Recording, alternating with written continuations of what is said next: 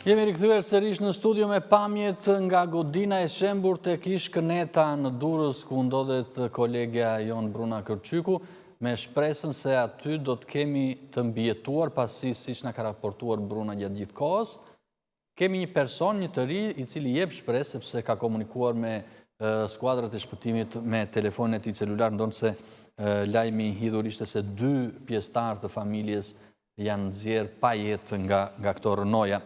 Jemi duke parë gjithmonë pamje të drejtë për drejta, pra nga ish këneta, nga zona ish kënetës, ku edhe është shembur një ndërtesë 4 katëshe dhe brenda saj mendohet se janë ende edhe 5 persona tjerë. Po le të bëjmë një rezume të asaj se çfarë ka ndodhur sot në Shqipëri pas atij tërmeti të tmerrshëm, pra që ka sjellë deri tani fatkeqësisht 13 viktima dhe urojmë që numri të mos rritet. Rapo Ormenis, sismiologu i njohur, ishte në lidhje të drejtë për drejtë gjatë këtij transmetimi të jashtëzakonshëm.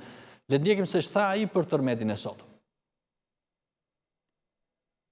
Ndodhem në Institutin e Sismiologjisë, aty ku po monitorohet situata dhe po shënohen minutë pas minute dhe po regjistrohen të gjitha pas goditjet e tërmeteve të cilat po ndodhin në vendin tonë. Unë ndodhem këtu me profesor Rapo Ormenin, i cili do na jap më shumë detaje se çfarë po ndodh me lëkundjet në vendin tonë dhe sa të rrezikshme kanë qenë ato. Lëkundjet kanë qenë të rrezikshme sepse tërmeti, goditja kryesore ka qenë me magnitudë 6.3. Magnituda mbi 6 janë tërmetet fuqishme që bien në vendin tonë. Tërmetet pra mbi 6, magnituda 6 deri në 7 quhen tërmetet të fortë. Edhe ky është një tërmet i fortë, por falë kësaj që thellësia e tij është e madhe, rreth 38 kilometra, edhe dëmtimet janë më të vogla, sepse duke qenë sa më i thellë, aq më i vogël është efekti i tyre në sipërfaqe. Por në zonën epicentrale, dëmtimet do të jenë të konsiderueshme për arsye të energjisë së madhe që ka ky tërmet, për atë magnitudës së madhe të këtij tërmeti. Këto lloj tërmetesh ndihen në një zonë të gjerë, sepse duke qenë me thellësi të madhe dhe me magnitudë të madhe, ato ndihen në një zonë të gjerë. Dhe ky tërmet është ndihen në gjithë territorin e vendit tonë, por është ndihen edhe jashtë kufive deri në Bullgari, Bosnjë, Itali e të tjera. Tërmetet të kësaj madhësie ndihen në një zonë shumë të madhe, për arsye dhe të asaj që thamë më parë, të thellësisë së tij. Tërmeti është shoqëruar nga një seri pasgoditjesh, deri tani janë mbi 150 të tilla, sepse çdo tërmet, sidomos tërmetet e fortë, shoqërohen me pasgoditje të cilat vazhdojnë për një periudhë të caktuar derisa të vendoset gjendja e ekuilibrit në atë zonë dhe të shuhen fare. Por ajo që është më e rëndësishme, ky tërmet u karakterizua nga një pasgoditje e cila kishte një magnitudë konsiderueshme 5.5 të shkallës Richter, dhe duke u nisur nga kjo në bazë të ligjeve që kanë tërmetet, mendojmë që tërmetet e tjera ose pasgoditjet e tjera do të ketë në ato që do të jenë të ndjeshme, do të jenë me magnituda konsiderueshme, por nuk do të jenë me magnituda të këtij niveli. Nga tërmetet e fuqishme që ndodhen në orët e para të mëngjesit ka pasur dhe banesa të dëmtuara. Sa të rrezikuara janë tashmë këto banesa nga pasgoditjet që do të vijojnë? Kuptohet që banesat e dëmtuara gjithmonë janë të rrezikuara nga pasgoditjet dhe apeli jonë është që njerëzit në zonën epicentrale dhe në ato zona ku ka pasur dëmtime të mos futen brenda në godina pa marrë mendimin ose pa i konfirmuar nga specialistë ndërtues në ato zona, për arsye sepse nëse dëmtueshmëria është e madhe, atëherë edhe për pasgoditje më të vogla ato mund të kenë rrezik. Pra është e nevojshme konfirmimi nga specialisti, kurse në zonën epicentrale është e mirë akoma në këto kushte të ditës ose kështu që njerëzit qëndrojnë akoma në gjendje sigurie, në gjendje jashtë godinave. Nëse bëjmë një rikthim në të kaluarën, me cilin nga tërmetet më të fuqishme të vendit tonë krahasohet tërmetet e ditës së sotme? Ky tërmet konsiderohet tërmet i fortë. Tërmetet fortë të tillë kanë rënë në vitet 60, 59-60 në Lushnjë, në Fier, në Korçë, janë tërmetet magnitudës 6.1, 6.2 deri në 6.3. Por tërmeti më të fortë në vendin tonë është tërmeti i vitit 1967 me magnitudë të 6.8 Richter dhe ai i vitit 1979 me magnitudë 6.9 Richter. Këto janë dy tërmetet më të mëdhenj të vendit tonë në shekullin e kaluar. Cilat janë zonat më të rrezikuara në Shqipëri, duke parë edhe epiqendrën e tërmeteve? Jo se është ky tërmet që ran në zonën joniko-adriatike, por kjo zonë është zona më e rrezikuar e vendit tonë, sepse kjo ndodhet në frontin ose në ballin e përplasjes mikroplakës adria me orogjenin, pra dhe si pasojë për plasë e tyre lindin sforcime të cilat çlirohen në formë gjenerojnë tërmete. Pikërisht në këtë front, në këtë vijë bregdetare joniko-adriatike, ka ndodhur historikisht tërmete të fortë, jo siç është edhe rasti i këtij tërmeti. Dhe ky është brezi tërmetor më i fortë në vendin tonë. Jemi rikthyer në studio, por shohim plane të drejt për drejta edhe nga ish Këneta, ku është shembur një ndërtesë 4x. Do të shohim tani disa plane nga Thumana, plane me dron për të parë për masat e katastrofës që ka ndodhur në këtë zonë.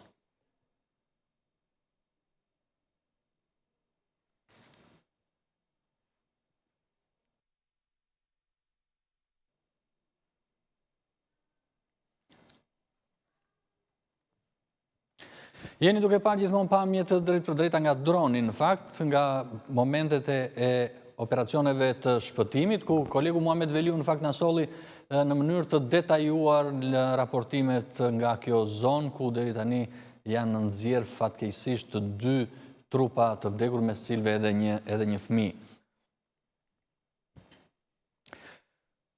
Duket se kam shumë se sa 2 ndërtesa të shkatruara, por 2 janë pothuajse të shkatruara plotësisht, ndërsa shikojmë këto pamje me dron, shohim ndërtesa të tjera të dëmtuara në atë zonë, pasi ajo ishte një nga zonat ku pothuajse ka qenë epiqendra e tërmetit, që ndodhi në orën 4:05 minuta. Deri tani numri i viktimave është 13, ndërsa në spitalin ushtarak, siç tha dhe drejtori i këtij spitali, kanë shkuar më shumë se 250 persona për t'u mjekuar.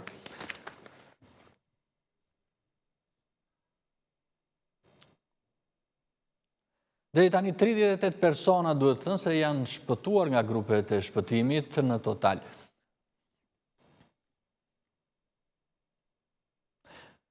Në të gjithë zonat ku u ndje ky tërmet janë rreth 600 persona të plagosur. Do të lidhemi tani drejt për drejt me Vali Qyrfyçin, e cila ndodhet në Durrës. Vali, të përshëndes sërish. Përshëndetje sërish, është një ditë e gjatë që premton të jetë dhe më e gjatë në vazhdim këtu në urgjencën e Spitalit Rajonal të Durrësit. Situata është shumë intensive, autoambulancat ikin dhe vinë vazhdimisht për të ardhur në ndihmë personave në nevojë. Unë kam pranë meje drejtoreshën e Spitalit Rajonal, zonjën Nadir Rejani, e cila do të na tregojë diçka më tepër në lidhje me situatën me të cilën po përballet ky spital, ku deri tani kanë marrë ndihmë mjekësore rreth 210 persona. Diçka më shumë për ndihmën mjekësore, por edhe për viktimat. Okej, përshëndetje. Atëherë mund t'ju them që në spitalin e Durrësit ka qenë një situatë e jashtëzakonshme dhe për këtë dhe ne si spital kemi shpallur gjendjen e jashtëzakonshme. Nga fillimet rreth orës 4 të mëngjesit dhe deri tash janë ndekur 210 persona, janë të shtruar në spital, 30 për ato që janë në gjendje më të rëndë janë shtruar në spital. Mund t'ju them që ka pas fraktura nga më të ndryshmet, fraktura të kolonës, fraktura të baqinit, shumë probleme, por gjendja është nën kontroll.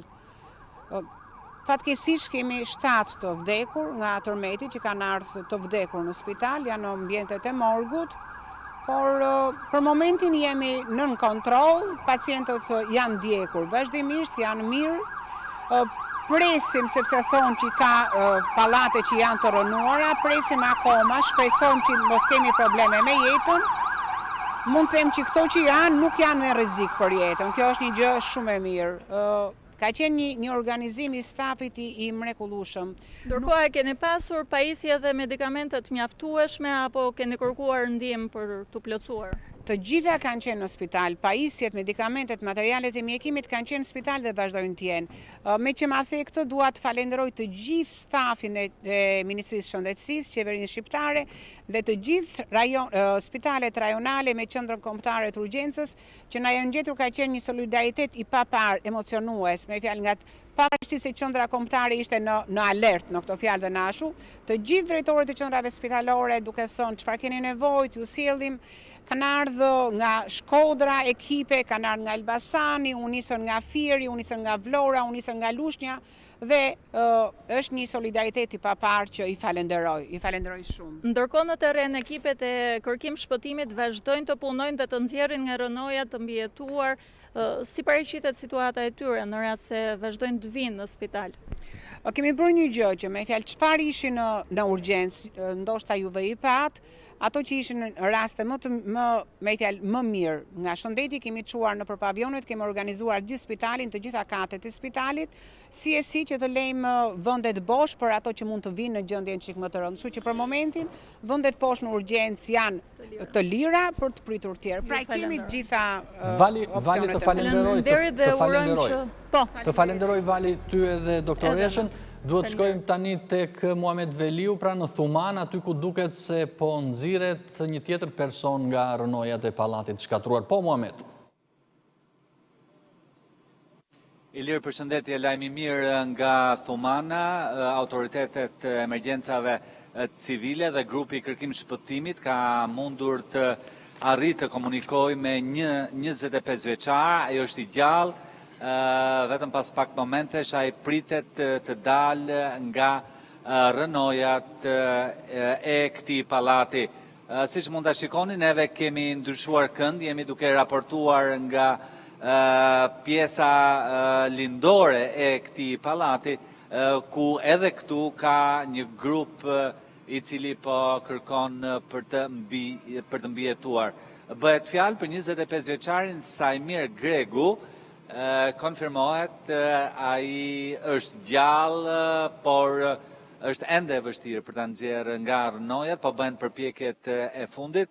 Në momentin kur u komunikua me Sajmirin, pati ovacione dhe duartrokitje nga të gjithë efektivet e forcave gjenjo, të policisë, të bashkisë së Krujës, që janë përfshirë në këtë operacion shpëtimin. Ndërkohë, Ilir, situata në pallatin tjetër, edhe aty vijon të kërkohet, por fatkeqësisht ekipet e kërkim shpëtimit kanë mundur të nxjerrin 2 persona të pajetë.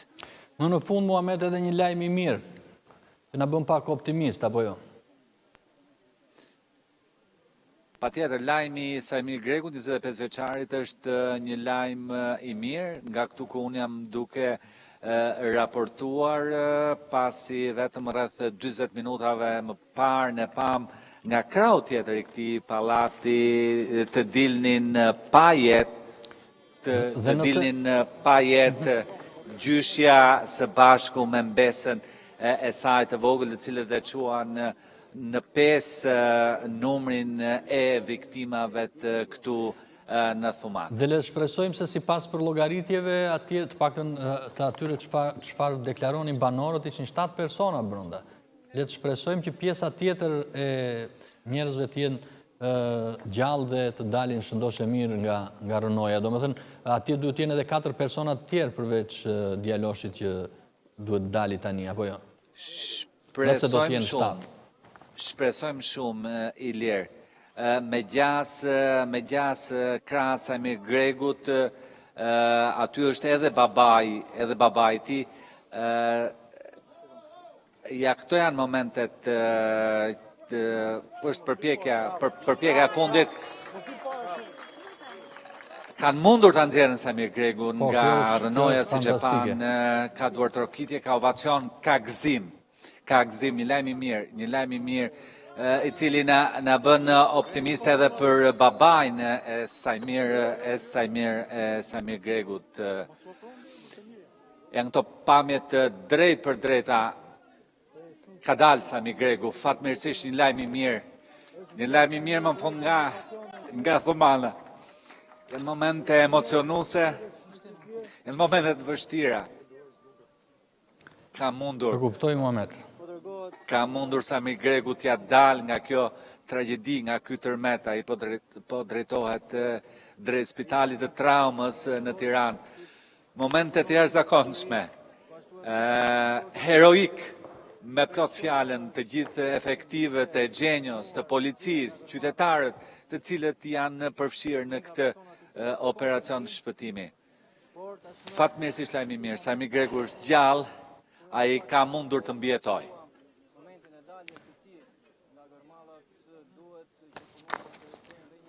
Po shohim pamje të drejt për drejta, pra nga momenti emocionant i shpëtimit të ndërsa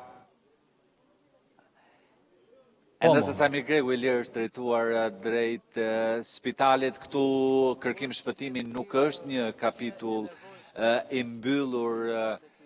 Ekipet e kërkim shpëtimit janë duke gëzuar kësaj arritje gjetjes së gjallë të Samir Gregut, por puna do të fillojnë nga e para, pasi të gjithë katet e këtij pallati janë të rrafshuara dhe do kërkohet për persona të tjerë.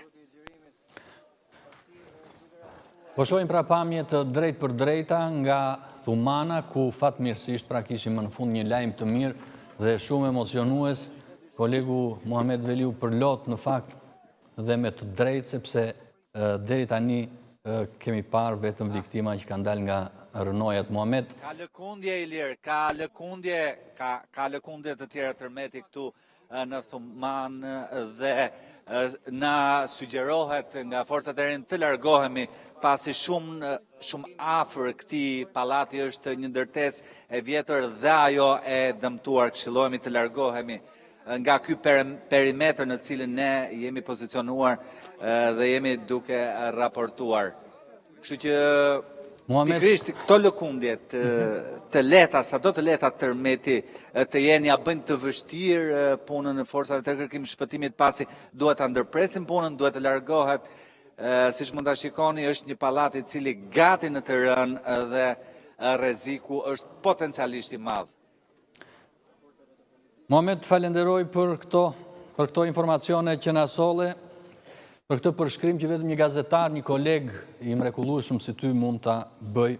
Do të shkojmë tani në Prishtinë, ku në qendër të qytetit po mblidhen ndihma nga qytetarët e Kosovës pra për tërmetin, për njerëzit që i mbjetuan tërmetit në Tiranë.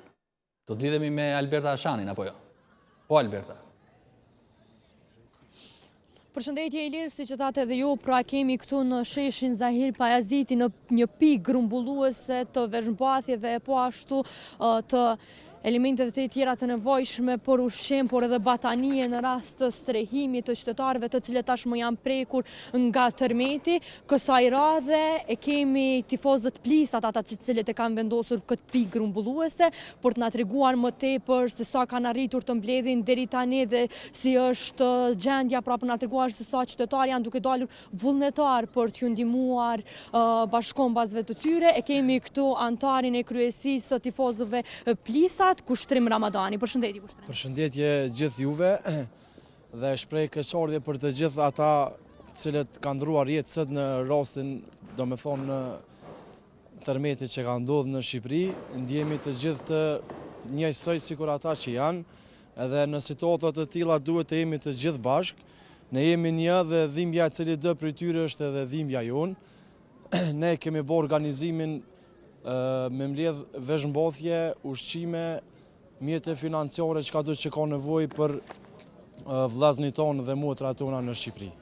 Apo na tregon deri tani sa ka pasur gatishmëri nga ana e qytetarëve dhe sa po është interesimi i të tjerëve, atyre të cilët po kalojnë në sheshin Zahir Pajaziti, për t'ju pyetur se për çfarë keni dalë këtu dhe cilat janë reagimet e tyre. Më falë që punina ka shumë i emocionuar se njem shumë me emocione për arsye se e ndi dhimbjen e njëjtë sikur ata, sikur na. Aksioni jonë ka fillu afër 2 orë. Qytetarët janë të interesuar me qenë, sidomos ne shqiptarë njemi si persona humanist dhe ka fillu ajo qysh prej orës 11, fondacioni nuk nale, qytetarët janë të interesuar, kanë sjell veshmbathje, ushqime, mjete financiare dhe gjitha këto. Po shpresoj se në ora 3 ose në ora 15 kemi munis për Shqipëri, në vendet caktume ku ka prekje më të mëdha nga tërmeti. Faleminderit shumë Kushtrim, si që kemi paralajmëruar edhe gjatë ditës, jo vetëm në sheshin Zahir Pajaziti, mirë po edhe në selit e disa subjekteve politike tashmë janë hapur pika grumbullimi, të cilat të gjitha do të dërgohen në fund në mbrëmje, do të vinë në Shqipëri për të ndihmuar dhe për të dalë aty ku janë qytetarët më të prekur. Tani në ora 13 do e kemi një konferencë përmendja nga kryeministri i vendit Ramush Haradinaj për të parë mjetet financiare që do t'i ndanë apo në çfarë ndihme do ta jap si kryeministër i vendit. Alberta Ashanit, falenderoj për këtë lidhje të drejtë për drejtë. Do të shkojmë tani te kavaleshenca në Durrës, ku ndodhet kolegja Nila Hoxha, aty ku nga rrëzimi një ndërtese raportohet se ka humbur jetën një oficer policie, apo jo Anila? Po, gjendemi pikërisht në shtëpinë e pushimit të policisë së shtetit në një nga godinat, e cila është shkatruar komplet. Kjo ishte edhe përdorej si rezidencë për oficerët më të lartë të policisë së shtetit dhe të Ministrisë së Brendshme dhe pikërisht mbas meje ka humbur jetën kryekomisari Bajram Hajdarmataj, i cili gjendej në kavalishencë apo shtëpinë e pushimit të policisë së shtetit, gjendej duke pushuar pikërisht në këtë objekt, pasi prej një muaji ishte pjesë e një programi të Akademisë së Sigurisë dhe po trajnonte student të Akademisë së Sigurisë. Ai nuk ka patur mundësi, thonë dëshmitarët, pra asnjë shans për të shpëtuar, ndërkohë është gjetur pikërisht ishte i akomoduar në katin e 4 të shtëpisë pushimit të policisë së shtetit, ndërsa godina ishte, sikundër e shikoni, kanë ngelur tashmë vetëm 3 kate totalisht të shembura, ishte 6 katëshe si objekt. Fati mirë i lirë në fakt, sikundër thonë oficerët të policisë së shtetit, është se ky objekt përdorej vetëm për, le të themi, elitën e policisë së shtetit për pushimet verore dhe fati mirë ishte që nuk janë akomoduar në këtë objekt studentët që ishin pjesë e trajnimit dhe që po qëndronin në shtëpinë e pushimit për një muaj. Ata janë akomoduar në objektet përballë, të cilat nuk janë prekur nga Tërmeti, ndërkohë që në këtë objekt i cili është shkatruar komplet, qëndronte vetëm profesori i cili humbi jetën dhe gjithashtu dhe një oficer tjetër i policisë i cili ka mundur të dalë vetë i pa dëmtuar. Nga rrëfimi i tij ju ka treguar kolegëve të cilët më pas e kanë shpëtuar se ka qenë thjesht një mrekulli dhe dora e Zotit që i ka shpëtuar dhe ka dalë i pa dëmtuar. Ndërsa Hajdarmataj doli i pa jetë, ai kërkimet për të u zhvilluan nga forcat e policisë, forcat zjarfikse e të tjera, të cilat e kanë nxjerrë të pajetë. Më herët këtu ishin në fakt për të ngushulluar dhe krerët më të lartë ishte shefi i shtabit, ishte gjithashtu ishte drejtori i përgjithshëm i policisë, por për shkak se ky ambient konsiderohet si zonë e veçantë e policisë së shtetit dhe nuk lejohet prania e kamerave, në fakt ishte e pamundur edhe për ne të merrim pjesë në operacionin e nxjerrjes së trupit të pajetë të kryekomisarit, i cili njihet për kontributin e tij në policinë e shtetit, ka qenë gjithashtu shefi policisë së Shijakut dhe shef në disa komisariate, përfshi edhe komisariatin e Librazhdit. Ajo që thonë dëshmitarët jashtë kameras për shkak se oficerëve të policisë nuk u lejohet që të japin prononcime të caktuara, është se komisari është pak, Ilir është pak e dhimbshme për ta thënë, komisari ishte te pjesa pikërisht kush, ajo pjesa një diçka në ngjyrë gati të verdhë, është lënë në fakt një shenjë nga oficerët dhe kolegët e tij, mbasi i kanë nxjerrë trupin. Sikundër e shikoni, për shkak se nuk ka patur persona të tjerë që mund të ishin akomoduar në këtë ndërtesë, edhe gërmimet janë ndërprerë, edhe kërkimet janë ndërprerë, pasi vetëm një ishte trupi fatmirësisht, ndërsa tjetri, sikundër e thash, ka shpëtuar. Nuk ka tashmë asnjë veprim tjetër dhe është pezulluar gjithçka. E thash më herët, për shkak se është objekt i sigurisë së veçantë, nuk lejohet prania asnjë medie, gjithashtu nuk lejohet po ashtu edhe nuk u lejua që të ndiqej dhe të sillim edhe procesin e nxjerrjes së trupit të kryekomisarit.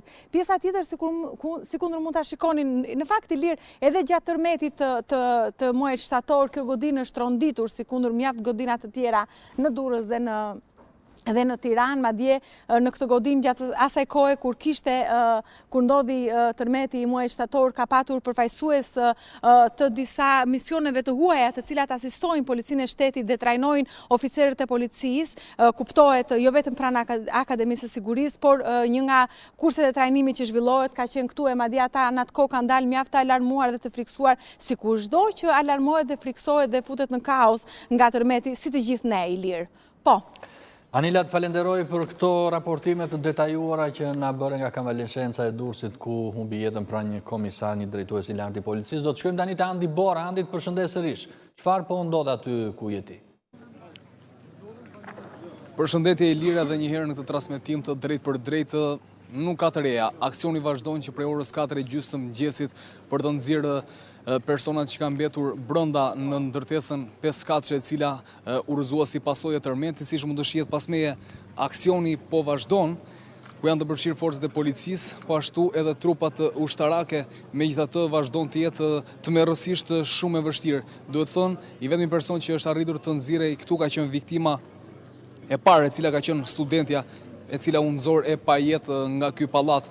Ndërka që, si thash, aksioni po vijon që prej orës 4:30 të mëngjesit dhe paraqitet le të themi një situatë vërtet e vështirë, siç mund të shihet edhe në këto pamje të drejtë për drejtë që ne po transmetojmë këtu të pranishëm. Kemi edhe drejtorin e përgjithshëm të policisë të shtetit zoti Ardi Veliu, i cili po përpiqet herpasere të koordinojë për shkak edhe të vështirësisë shumë të madhe që paraqet situata këtu, se duhet theksuar që ka qenë një pallat 5 katësh dhe me gjithë papafingol ishte 6 kate pra në total, edhe siç mund të shihet kanë ngelur vetëm këto gërmalla dhe mund të merret me mend se sa e vështirë do të jetë për të nxjerrë persona të cilët janë brenda, për cilët ne shpresojmë shumë që të jenë gjallë, pra të dalin pra të gjallë nga këto rrënoja. Ilir? Janë gjithmonë pamje të drejtë për drejta, Andi, të falenderoj për këtë lidhje, ne po shohim pamje të drejtë për drejta, pra le të shkojmë tani tek Bruna Kërçyku. Bruna, çfarë të rejash ka aty nga godina e shëmbur në Ishkënet? Këtu vazhdon në fakt tentativat për të nxjerrë 17 vjeçarin i cili është i gjallë dhe komunikon, siç e shihni në këto momente, forcat e ndërhyrjes shpejt po përpiqen të tërheqin djalin me anë të litarit. Ka pasur disa tentativa, 2 herë është kputur litari në tentativë për të nxjerrë 17 vjeçarin jashtë. Më vjen keq që nuk do mundem t'ju jap deri tani lajme të mira. 3 të vdekur janë nxjerrë nga kjo ndërtesë, ndërsa dyshohet se ende brenda janë 4 fëmijë dhe nuk ka asnjë shenjë që ata të jenë të gjallë. Ne të shpresojmë që t'jetë kështu. Ndërkohë vazhdojnë të punojnë forcat e ndërhyrjes së shpejtë, ushtria e Kosovës, zjarfikset, policia gjithashtu. Ne presim vetëm nxjerrjen e 17 vjeçarit nga kjo godinë, po inspektohet godina nga të gjitha anët në fakt për të gjetur një rrugë tjetër kalimi. Ju kujtoj se kjo godinë ka qenë 4 katëshe, nuk mundet tani të shihen as 2 kate të saj. Dyshohet se 8 familjarët kanë qenë në katin e lartë të ndërtesës, ndërsa kanë tentuar të vrapojnë për të dalë në momentin e tërmetit. Ata janë zënë poshtë në katet e më poshtme. Po shikojmë pamje të drejtë për drejta, po janë pikërisht këto gabime që bëjmë zakonisht, Bruna, që edhe gjeologu, pra që kemi të ftuar në studio, zoti Marku e tha, duhet njerëzit sensibilizohen dhe të mësojnë se gjatë tërmetit nuk lëvizet dhe nuk mund të largohesh me vrap.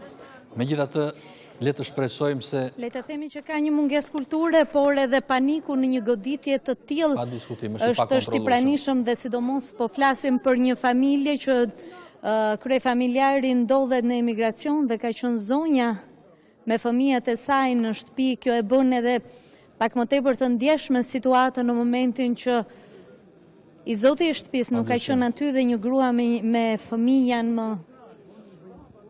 Asgjë nuk mund ta përshkruaj këtë tragjedi, Bruna. Po bëhet e pamundura për t'i nxjerrë, po punohet me çekiç, me mjete rrethanore, me litar për të bërë të mundur. Të paktën fillimisht të nxjerrjen e 17 vjeçarit që vazhdon të komunikojë dhe është i gjallë, por nuk dihet fati personave të tjerë të kësaj familje që ndodhen në rrënoja të kësaj shtëpie. Siç ju thash, këtu në kënetën e Durrësit, të paktën nga ajo që ne kemi parë deri tani, nuk ka ndërtesa të tjera private të shkatruara dhe është vetëm kjo ndërtesë e cila është shkatruar tërësisht. Dhe kjo ndodhet midis ndërtesash të tjera? Ndërtesat këtu nuk janë. Sigurisht, nëse mundem t'ju jap një pamje, kjo ndodhet mes ndërtesash të tjera, të gjitha, jo më tepër se 2, 3 apo 4 kate. Pra është një zonë informale me ndërtesa, le të themi, jo më shumë se 25 vjeçare, duke kujtuar zhvillimet e këtyre zonave. Janë të gjitha ndërtesa të reja dhe unë nuk shoh nga këtu ku ndodhem krisje të mureve të paktën në ndërtesat e tjera. Pra duket që ka pasur diçka që nuk shkon në strukturën e ndërtimit të kësaj banese. Gjithsesi, në këtë momente ne le të merremi me jetët njerëzore që janë aty poshtë, do të jenë ekspertët ata që do të shqyrtojnë më tej shkaqet e ngjarjes së rëndë. Jemi pra duke parë pamje të drejtë për drejta nga zona e Ishkënetës në Durrës me Bruna Kërçykun. Do të lidhemi tani me një personazh i cili duket se i paralajmëroi autoritetet shqiptare muaj më para. Është Aqis Celentis dhe është një nga sismiologët më të njohur grek. Atë e kemi në linjë të drejtë për drejtë tani. Kirje Celenti, jasas. Παρακαλώ, γεια σας. Ήταν αυτή η σεισμική δόνηση που προβλέψατε εσείς ή μήπως i sismiki dhoni që ti shikoshtish protish septembriu. Ακούστε κάτι. Θυμάστε ότι... Κύριε Τσελέντη, μου επιτρέπετε να μεταφράσω ταυτόχρονα και μετά συνεχίζετε κι εσείς. Pyeta pra zotin Çelenti se nëse ishte pikërisht ky tërmet të cilin ai parashikoi apo është ky tërmeti 21 shtatorit ai të cilin ai parashikoi dhe pati dhe një debat pasi presidenti i Republikës deklaroi atëherë shqetësimin se mund të kemi një tërmet të tillë. Συνεχίστε κύριε Τσελέντη. Ακούστε κάτι. Στην Αλβανία έχει να κάνει στην περιοχή τόσο ισχυρό σεισμό από το 1926. Παράλληλα, εδώ και 2 μήνες είχαμε ένα σεισμό 5,8 στην ίδια περιοχή. Τότε είχα εκφράσει μια ανησυχία ότι η ευρύτερη περιοχή της Αλβανίας έχει πρόβλημα. Και τότε, όπως θα θυμάστε, και ο πρόεδρος σας είχε πει ότι πρέπει να ληφθούν μέτρα για την αρχική ορθοδάξη της χώρας. Ναι, αλλά εσείς το διαψεύσατε μετά ότι είχατε μιλήσει με τον πρόεδρο της Δημοκρατίας. Μου επιτρέπετε να μεταφράσω ξανά. Zoti Çelenti thotë se unë i kam paralajmëruar atëherë dhe presidentin e Republikës i cili deklaroi shqetësimin e tij, po Shqipëria është një zonë tektonike, tha zoti Çelenti, që në vitin 1926 është përcaktuar si zonë e tillë. Η περιοχή αυτή δεν ήταν συγκεκριμένη. Εγώ αναφέρθηκα γενικά για μια περιοχή του ελλαδικού χώρου. Αλλά παρεξηγήθηκε και την περάσανε ότι είπα για την Αλβανία. Αλλά επ' ευκαιρία αυτού μετά είχα πει σε αλβανικό κανάλι ότι η Αλβανία είναι μια χώρα σεισμογενής με πολύ άσχημα κανονισμό και κάποια στιγμή θα υποστεί κάτι. Και μετά το 5,8 ρίχτερ είχα πει ότι εκφράζω κάποιους φόβους. Δεν ήταν πρόγνωση, ήταν μια εκτίμηση. Και για τους δύο σεισμούς εννοείται. Βεβαίως. Atëherë zoti Çelenti thotë se unë në fakt u keq kuptova, thotë sepse unë bëra një parashikim për teritorin grek dhe jo për teritorin shqiptar, po për shkak se edhe territori shqiptar përfshihet në këtë zonë tektonike. Unë shpreha shqetësimin, por nuk është se unë mund të parashikoja tërmetin se kur do të ndodhte, thjesht shpreha një shqetësim për atë se çka do të ndodhte më pas. Κύριε Τσελέντη, να περιμένουμε άλλες ισχυρές δονήσεις? Ακούστε κάτι τώρα. Ο σεισμός ο οποίος έγινε ήταν ο κυρίως σεισμός. Αυτό είναι κατηγορηματικός. Με περιμένετε να μεταφράσω. Pyeta zotin Çelenti nëse do të kemi tërmete të fuqishëm të tjerë si ky, dhe thotë që ky është tërmeti kryesor, ai që kaloi, ai që sapo kaloi. Ναι, κύριε Τσελέντη. Αλλά θα έχουμε πολύ πλούσια μετασυσμική ακολουθία, με ισχυρούς μετασυσμούς, οι οποίοι μπορεί να είναι επιβλαβείς. Por do të kemi shumë tërmete të tjerë, pas goditje të mëpasme, do të kemi shumë të tilla. Ναι. Γιατί όπως είδατε, είχαμε ένα 5,3 πριν από αρκετή ώρα, είχαμε μια κατάρρευση. Τα σπίτια είναι ήδη επιβαρημένα, ο δομικός ιστός είναι επιβαρημένος, άρα είναι ευάλωτος τώρα και για μικρότερα μεγέθη, αλλά θέλει πάρα πολύ προσοχή. Sepse, siç e pam, kishim një tërmet tjetër, siç thotë zoti Çelenti, 5.3 pak më parë, shtëpit tashmë janë gjatë të tronditura ndërtesat, pra duhet që nga tani e tutje të kemi jashtëzakonisht kujdes, siç thot ai. Ναι, κύριε Τσελέντη. Και η μετασυμβική ακολουθία θα κρατήσει, μπορούμε να πούμε, και μήνες ακόμα. Δεν σημαίνει ότι θα γίνεται κάθε εβδομάδα, δηλαδή θα ξεκινήσουμε τώρα σιγά-σιγά, αλλά τούτε ο ρυθμός εμφάνισης. Αλλά και για αρκετούς μήνες ακόμα θα εκβιώνουμε μετασυσμούς στην περιοχή, αλλά θέλει πολύ προσοχή πραγματικά.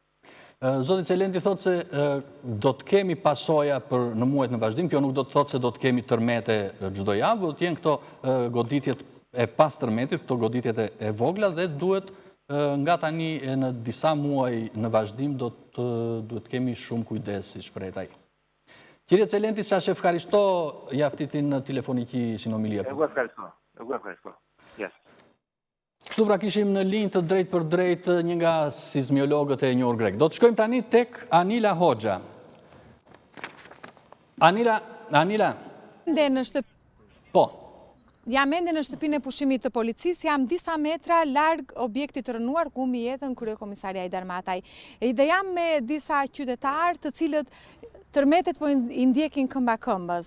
Janë qytetarët të cilët që nga 21 shtatorit, tërmeti 21 shtatorit, janë strehuar nga shteti shqiptar pranë godinës së Kavalishencës, pasi shtëpitë e tyre janë dëmtuar nga tërmeti 21 shtatorit. Natyrisht që këta persona për shkak se kanë ngel pa banesa, pas 3 nga tërmeti i shtatorit, gjithçka u ofrohet nga shteti e përsa kohë ata edhe vaktet i merrni në menzën e shkatëruar të policisë shtetit, tashmë janë, le të themi, në mëshirë të fatit, sepse sikundër tregojnë, shtëpitë e tyre i kanë shkatëruara nga tërmeti i parë, edhe vendi ku ata ushqeshin tashmë është shkatëruar dhe siç tregojnë jeni të pashpresë. Pas 3 pashpresë tani. Po të streun e keni? Po këtu në konvalescencë kemi, po o me muaj, o me dita jo. Keni frikë sërish nga tërmetet tjera? Kemi frikë prap të futna. Ju nga jeni? Unë jam nga Flak, a banusen Flak, Durrësit. Shtëpia juaj është shpallur e pabanueshme? E pabanueshme, kom dalë andaj më, ndërë të hapëra, nuk banohet. Sa ko keni që jeni strehuar nga autoritetet pranë konvalescencës? Ja, që 3 muaj po bëjmë këtu me familjen time prej 6 vetash. Ju kanë thënë diçka se si do riktheni në shtëpitë tuaja, do ka një shpresë apo? Po do ndihmojmë me të granë me të pimë na e dhanë. Po sa për shtëpi do rregullojmë deri për vit 3 ishte llafi, do rregullojmë do të shojmë shtëpi. Por erdhi tërmeti tjetër. Erdhi tërmeti tjetër sa bën asgjë. Tani çfarë mund të bëjmë unë shkreta ku të shkoj? Keni kaluar 2 tërmete, nga njëri është shkatëruar shtëpia, nga tërmeti i parë, nga i dyti tashmë edhe vendi ku ju merrnit vaktet. Po, ajo ja u prish, u bën rënoja tani. Ndjet momentin që ishte tërmeti na erdhi shumë. Erdhi si autom, erdhi me frikë, erdhi me dëme të mëdha, erdhi me bëni shumë keq, na erdhi shumë keq. Ju jeni bashkë me familjen? Me familjen, si quheni? Nazife Gjanë. Po ju? Elcit Beja. Elcit, edhe ju jeni strehuar nga autoritetet që prej tërmetit të parë? Po. Jeni bashkë me familjen? Bashkë me familjen. Do vazhdoni të qëndroni strehuar këtu? Do vazhdojmë që do bëjmë, derisa të na bëhen shtëpiat. Mbas tërmetit i cili shkatroi menzën, pra ambientin e policisë ku ju shkonit dhe ju ofroheshin vaktet e ushqimit. Mbas tërmetit si keni vepruar, mbas tërmeti, ku keni ngrënë bukë? Më thonë drejtën, unë jam punë, në Shijak. Kupton, unë hiki mjestë e vi ndarë këtë vonë. Kështu që unë nuk kam ngrënë asnjëherë këtu, përveç familjes time. Po familja juaj? Këtu. Ato që ka pas me. Kush është familja juaja? Babai, besoj. Ju çfarë keni bërë sot mbas tërmetit? Vazhdo se ju pash të gjithëve që po qëndroni. Sot me thonë drejtën jemi largu pak nga këtej dhe kemi kaluar kemi pi nga i kafe kështu sa me stres. Të largojmë atë stresin që do vazhdoni të qëndroni në shtëpi? Po do vazhdojmë patjetër. Patjetër. Do vazhdojmë që do bëjmë. Shtëpia juaj nga cili fshat jeni? Ne jemi nga fshati Kogjas, afër Shijakut.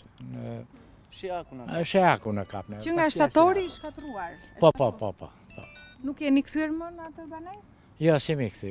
Këtu kemi qëndruar. Këtu.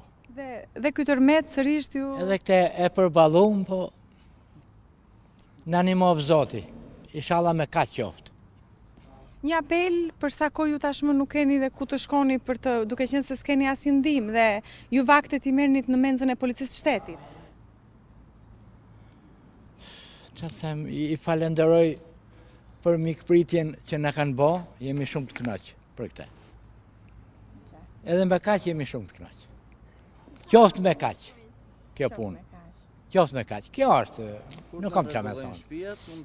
Nuk kam çfarë më thonë. Ilir, Anita, kishim edhe të tjera lëkundje tërmeti, nuk e di nëse e ndjet ju atje këtu në studio, unë ndje lëkundje të tjera atje në ambient hapur ndoshta. Kurajo Ilir, në Durrës faktikisht shumë qytetarë qëndrojnë, vazhdojnë të qëndrojnë në rrugë, në ambientet hapura, si kundër janë edhe banorët që gjithsesi nuk besoj se ka vend për panik Anila, sepse edhe sismologu i njohur Grega kishte paralajmëruar për këto tërmete, deklaroi se nuk do të ketë goditje të mëpasme, por do t'jenë gjithmonë goditje më të lehta. Ky aktivitet sismik mund të vazhdojë siç taj edhe për muaj, por nuk do të ketë goditje më të tilla, do jenë lëkundje të zakonshme. Ky është një lajm, në të gjithë këto lajme që po përcjellim minutë mbas minute, ky është një lajm brenda gjithë tërësisë vetë, është një lajm i mirë që s'do ketë të paktën tërmete, sikur më thatë ju.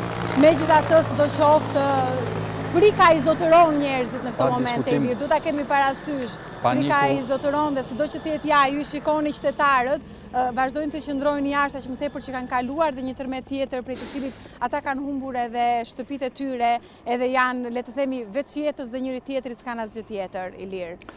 Anila, të falenderoj për këtë raportim që na solle nga kavaleshenca e Durrësit.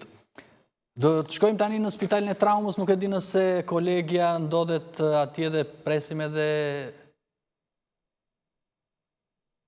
duket se po mbrin të plagosur.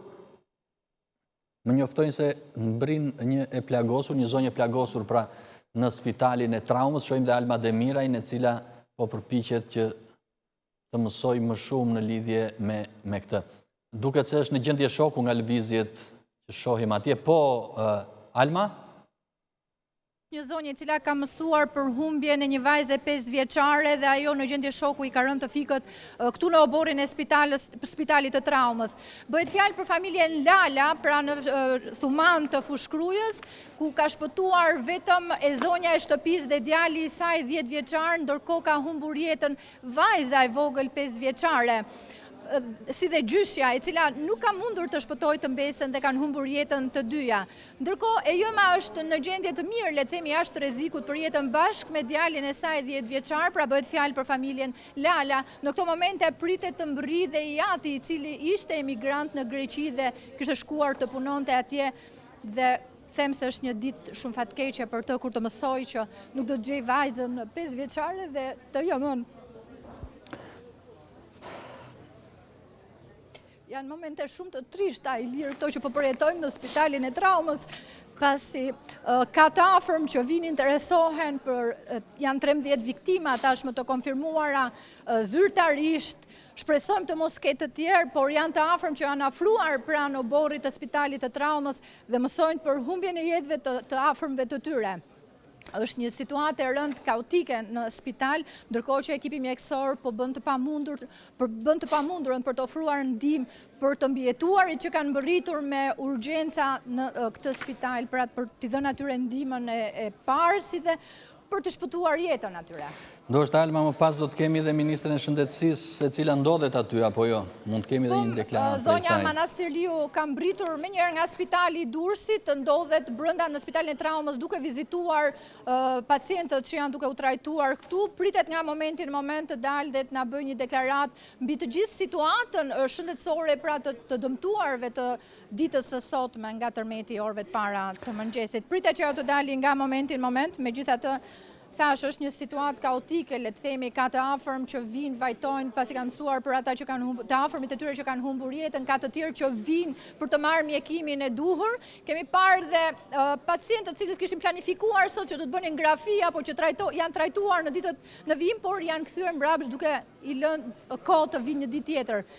Është i shumë numri që po trajtohet në këtë spital, Ilir. Janë mbi 200 vetë që po marrin ndihmë mjekësore. Në këto momente ja është një djalë i cili po afrohet, duket që ka këmbën allçi, traumat janë të ndryshme. Ka fraktura në gjymtyr, kanë persona që kanë pësuar dëmtime në kokë, pra o ju ka rënë suvaja ose janë ata të cilët janë gjetur të mbijetuar në rrënoja, si në Durrës, ashtu edhe në Thuman, ku dëmtimet e Tërmetit të ditës së sotme kanë qenë edhe më të shumta. Alma, të falenderoj për këto informacione, është ditë shumë e rëndë, teleshikuesit e kuptojnë dhe emocionet tona i kuptojmë. Le të shkojmë tani në Kosovë, ku po flet kryeministrin Detyra Musha Radinaj për ngjarjen e Tiranës, e Shqipërisë. Ne kemi qenë, po them ashtu, aktiv në marrë me situatën më të re të krijuar, sikur që edheni ka pasë dridhje toke që me një ndërmarrin veprimet e duhura, njëkohësisht policia dhe po ashtu kemi autorizuar kontraktuar privat na shkërku për Edicioni Shqipërisë, makinë e rëndë, pra kontraktorët e Edicionit tonë.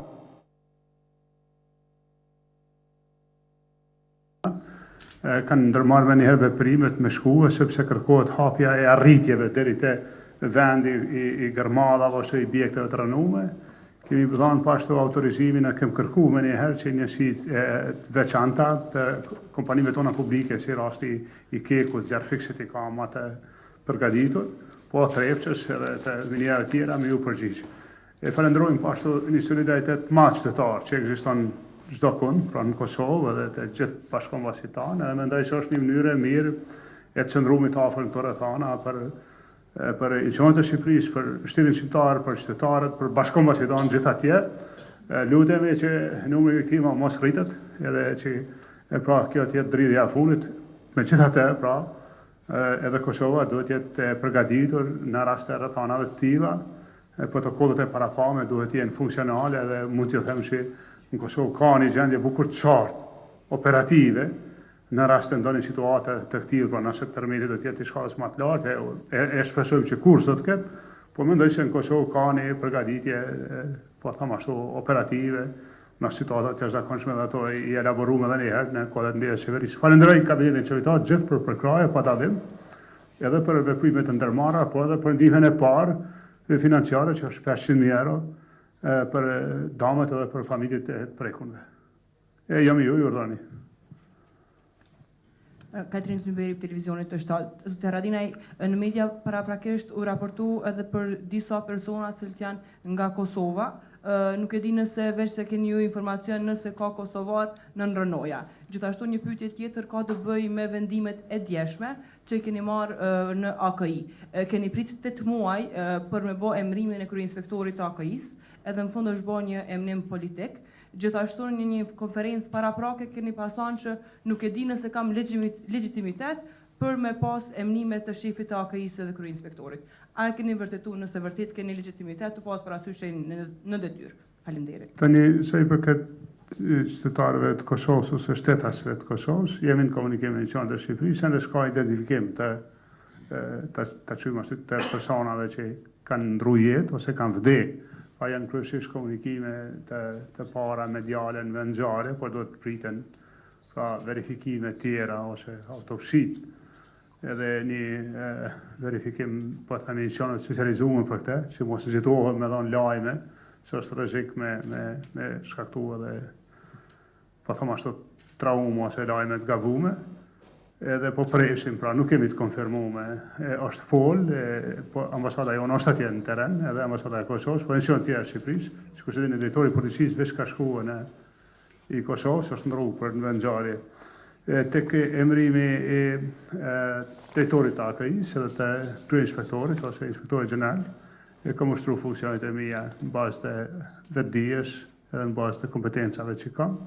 Jam i vetdijshëm për krejt specifikat, e kam ndërmarrë të veprimeve djetë plotë dhe i qëndrojmë mbrapa. Artur Mulli, Qeveria RTK, zotëria Radinaj, duke ditur që kjo është hera e dytë brenda një periudhe të shkurtër.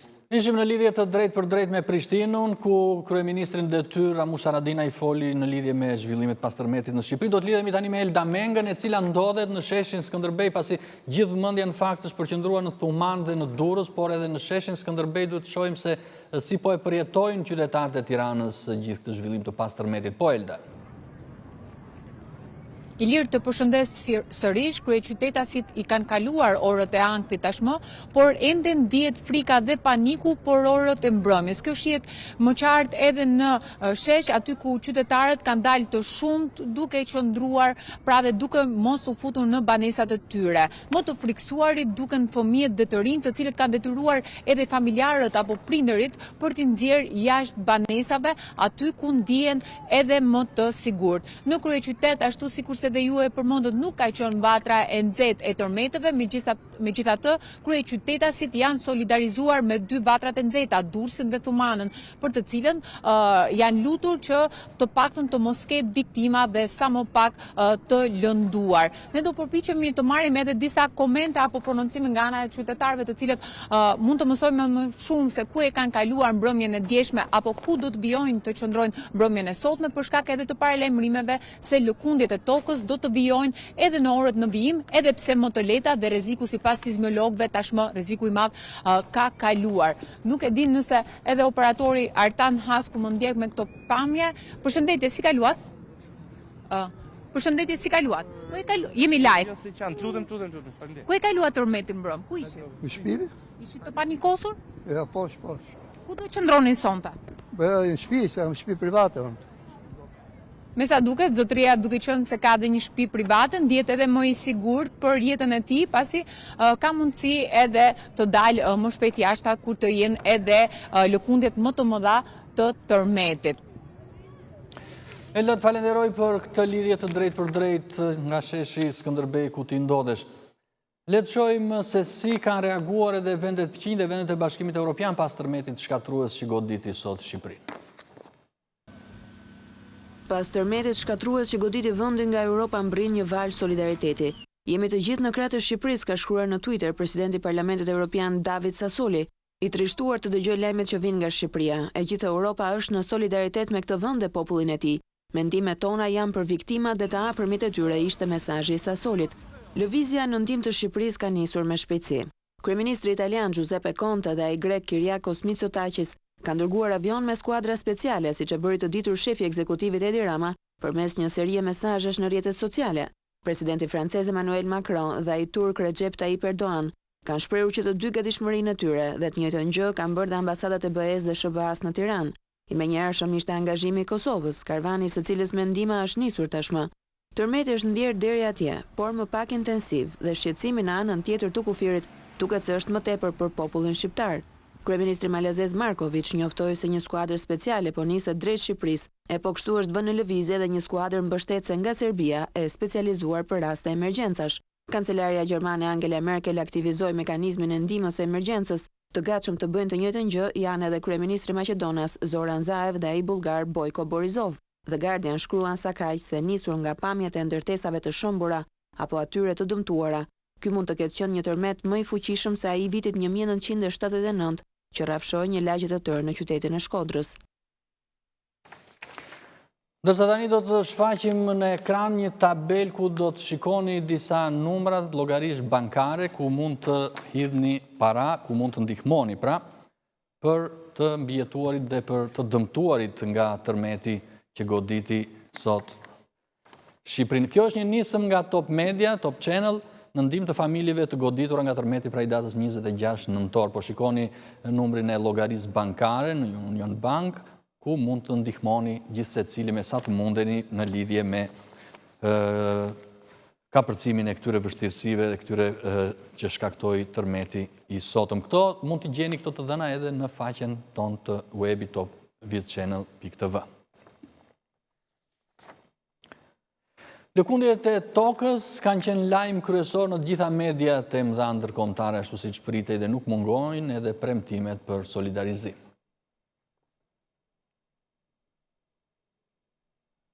New York Times, CNN, Reuters e Daily Mail, mediat ndërkombëtare i bën jahon të menjëhershme lëkundjeve të forta të tërmetit në Shqipëri. Tërmeti i magnitudës 6.4, thot New York Times, goditi pranë brigjeve të Adriatikut. Gazeta prestigjioze amerikane përmend një zëdhënëse të qeverisë shqiptare të ketë pohuar për Reuters se një person vdiq në kurbin pasi i përfshirë nga paniku është hedhur nga një ndërtesë. Nuk dihet ende se sa janë të lënduarit, vazhdon shkrimi, por thuhet se disa persona u dërguan me urgjencë në spital në Tiranë.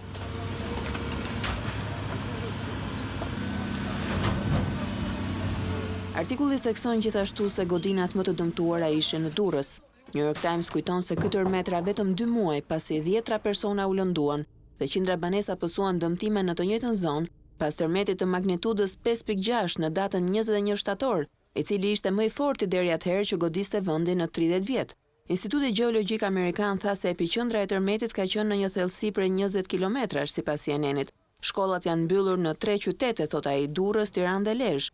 Banorët në rrënoja, shkruan Reuters, që ndërkohë ndryshe nga CNN thekson se tërmeti ka qenë në një thellësi prej 10 kilometrash. Në disa lagje ka ndërprerje të energjisë elektrike. Tërmeti, vazhdon Reuters, u parapri nga disa lëkundje më të lehta, ndërsa është ndjerë deri në rajonin e Puljas në Itali. Ministri i Jashtëm italian Luigi Di Maio, i cituar nga Corriere della Sera, njoftoi se është aktivizuar njësia e krizave në institucionin që ai drejton dhe se po monitorohet situata për të kuptuar nëse ka qytetar italian të prekur nga tërmeti në Shqipëri. Deutsche Welle thekson se Shqipërisë po i ofrohet solidaritet nga Europa. Sipas njoftimeve të autoriteteve fqinjët e vendit tonë, Italia dhe Greqia kanë nisur avion me ndihmë. Edhe presidenti francez Macron dhe ai turk Erdogan kanë premtuar ndihmë gjithashtu. Tërmeti është ndjerë dhe në Kosovë, udhëheqësit e së cilës u ofruan të mbështesin Shqipërinë për të përballur me pasojat e tij. Presidenti Hashim Thaçi shkroi në rrjetet sociale se ka biseduar me kryeministrin Edi Rama, të cilin e ka siguruar se Kosova do të jetë në mbështetje dhe në krah të Shqipërisë. Edhe kryeministri në largim Ramush Haradinaj u shpreh se mendimet dhe lutjet e tij janë me të gjithë qytetarët e prekur dhe shtoi se Kosova është e gatshme të ofrojë ndihmën e saj të pakurrësyer që populli dhe shteti shqiptar ta kapërcejnë këtë situatë të rëndë. Le të shohim tani një përmbledhje se cilët janë tërmetet, cilët kanë qenë tërmetet më të fuqishëm që ka përfshirë vendin tonë. 10 tërmetet më të fuqishëm që kanë goditur Shqipërinë janë regjistruar zyrtarisht duke nisur nga viti 1851, kur si pasojë e lëkundjeve në Berat humbën jetën 400 persona dhe shumë të tjerë u plagosën. Dëmet materiale qenë të mëdha. 4 vjet më vonë në verën e 1855-s, tërmeti godet Shkodrën dhe rrethinat e saj. Më 22 dhjetor të vitit 1919, lëkundjet trondisin zonën e Leskovikut dhe Konicës dhe zonat kufitare me Greqin. Nuk ka të dhëna për viktima, por dëmet janë të mëdha. Një vit më vonë është rradha e Elbasanit, ku regjistrohet një tërmet, i cili shkakton 14 viktima dhe mbi 300 të plagosur dhe shumë shtëpi të shkatruara. Në 30 mars të vitit 1921, lëkundjet ndihen në Peshkopi dhe Dibër të Madhe, por nuk ka të dhëna për dëme në njerëz e 10 shtëpi janë të rënuara. 4 vite pas çlirimit në gusht të vitit 1948, zona e Shkodrës preket nga tërmeti, një i vdekur dhe 27 të plagosur. Dëmet janë të mëdha, kundër të tjera ka dëmtime të shtrati i Bunës. Më 1 shtator të vitit 1959, tërmeti goditi zonën e Myzeqes. Në total të dëmtuara ishin 944 shtëpi, ndërkohë që u shkatruan të tjera. Pas 8 vjetësh, një tërmet i fortë tronditi zonën e Librazhdit dhe Dibrën e Madhe në Maqedoninë e Veriut. Raportohet për 12 të vdekur dhe 174 të plagosur, mbi 6336 ndërtesa të shkatruara. Më 15 prill të vitit 1979, një tërmet 8 ballë goditi Shkodrën duke shkaktuar viktima dhe dëme materiale. Fatkeqësisht 40 persona humbën jetën në Shkodër dhe Lezhë, ku dëmtuan mbi 17.000 shtëpi dhe objekte. Është regjistruar në Tiranë në janar të vitit 1988, ku dëmet kryesore janë raportuar në Arban dhe Petrel. Listës së tërmeteve të fuqishëm ju shtua dhe ai 21 shtatorit të këtij viti me dëme në Tiranë e Durrës. Topvischannel.tv, faqja më e klikuar e internetit e shqiptarëve. Gjithçka që ndodh në vend, rajon dhe botë. Gjithçka nga aktualiteti, sporti dhe argëtimi. Me një dizajn të ri dhe shumë praktik, si në versionin desktop dhe atë mobile. Topvischannel.tv, të parët për shqiptarët. Le të shohim tani pamje të ndryshme, pamje për shembull nga një market në Durrës, se si shkatrohet ai. Le të ndjekim këto pamje dhe më pas do të shohim edhe pamje të tjera nga godina e Top Channel. Po shohim këto momente pamjet nga kamerat e sigurisë së një marketi në Durrës, pra. Këto janë momentet e goditjes së dytë, 6.3 balli i shkallës Richter. Është pikërisht kjo goditje pra që shkatroi këtë supermarket që po e shikojmë këtu nga kamerat e sigurisë. Këtu është një kënd tjetër kamerash. Ky është një market në Durrës. Ndërsa tani do të shohim edhe në studiot e Top Channel se çfarë ka ndodhur në orët e para të mëngjesit. Ne ua prezantuam edhe pak më parë në nisje të kësaj maratone të gjatë, edhe studio e lajmeve, por dhe studiot e tjera, duke parë pamje nga kamerat e brendshme të televizionit ton. Kjo është studioja e lajmeve. Ne ua treguam edhe dëmet që janë shkaktuar këtu në studion ton në fillim të kësaj maratone kushtuar tërmetit të fuqishëm që goditi vendin.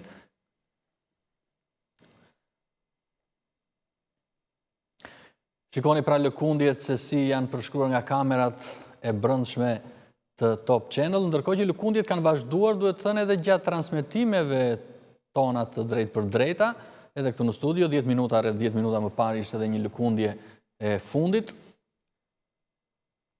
Shikoni gjithmonë pamje nga ambientet e brendshme të televizionit Top Channel, ku ka pasur gjithashtu dëmtime të studiove.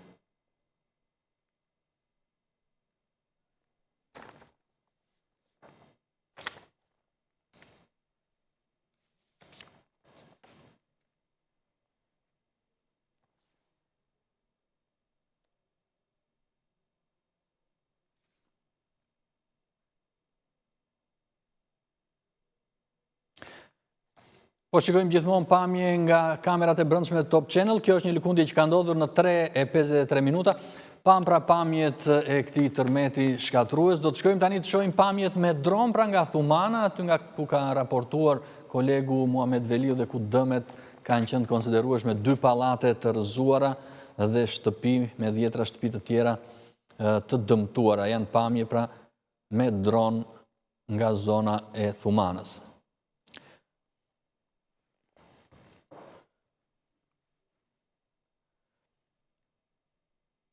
Nga ky pallat pra kanë dalë 3 personat pa jetë, 2 nga ky pallat dhe 1 nga pallati tjetër, mes cilëve edhe një vajzë 5 vjeçare dhe pam një prej njerëzve ndoshta gjyshja e saj, e cila humbi ndjenjat dhe në pamje të drejtë për drejta pra gjatë lidhjes me Alma Demirajn, pam që në gjendje shoku u dërgua në spitalin Briti, pra në spitalin e traumës në Tiranë.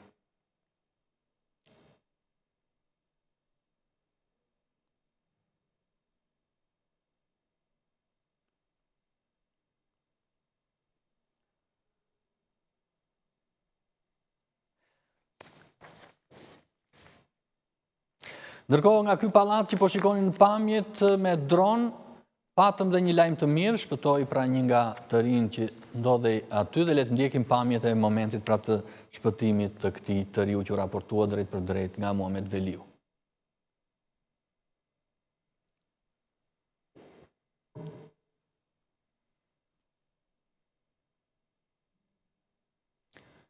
Po shikojmë gjithmonë pamjet nga Thumana, ndërtesat e shkatruara në Thuman, në këtë zonë ku dëmtimet e tërmetit ishin shumë të mëdha.